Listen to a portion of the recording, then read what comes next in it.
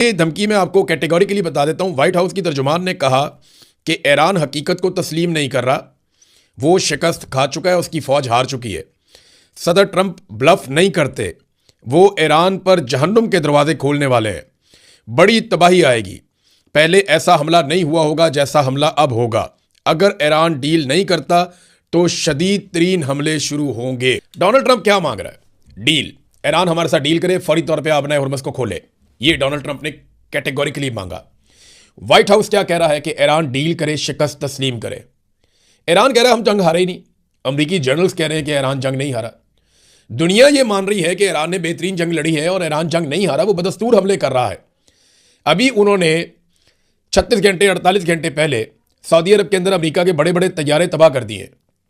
रोजाना की बुनियाद पे वो अमेरिका को कोई ना कोई नया एक सरप्राइज दे देते हैं, लेकिन उसके बावजूद अमेरिका लगातार कह रहा है कि शिकस्त तस्लीम करो, हार मान लो और हमारे साथ डील कर लो और हमारे मुतालबात तस्लीम करो। देखिए, जंग में जो मुतालबात आप नहीं मनवा पा रहे वो आप टेबल के ऊपर तो मनवा ही नहीं पाएंगे, ये तो सवाल ही पैदा नहीं होता। ये कॉमन सेंस इस बात को नहीं मानती। इन मुज़ाकरात की आड़ में खामोशी के साथ मशरिक़ वस्ता में या खलीजी ममालिक में अपनी अस्करी ताकत को बढ़ा रहा है। न्यूयॉर्क टाइम की रिपोर्ट है, ये मैं आपके सामने रख रहा हूँ। न्यूयॉर्क टाइम की रिपोर्ट के अंदर यह दावा किया गया है कि मिडल ईस्ट में अमरीकी फौजियों की तादाद बढ़ते बढ़ते 50,000 से ज़ायद हो चुकी है, जबकि इस हफ्ते और अगले हफ्ते मजीद अमरीकी फ़ौज, उनकी कुमक पहुँच रही है, उनके हथियार पहुँच रहे हैं। एक और ख़बर यह है कि जो इंटरसेप्टर्स, वो मिज़ाइल्स जो आने वाले मिज़ाइलों को रोकते हैं, उनकी तादाद को 3 गुना बढ़ा दिया गया है। उनकी प्रोडक्शन को बहुत तेज़ कर दिया गया है।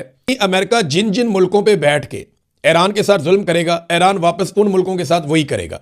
ये ईरान ने कैटेगोरिकली कहा हुआ है। तो क्या अरब ममालिक इसके लिए तैयार है?